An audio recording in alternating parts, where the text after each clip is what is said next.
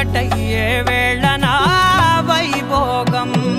కళ్యాణం కమనీయం ఈ రెండు మనసులే రమణీయం ముడే ముళ్ళట ముడి పడుతుంటే ముచ్చట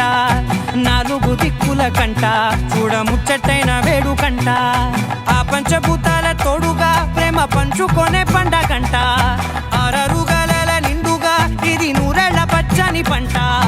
అమ్మ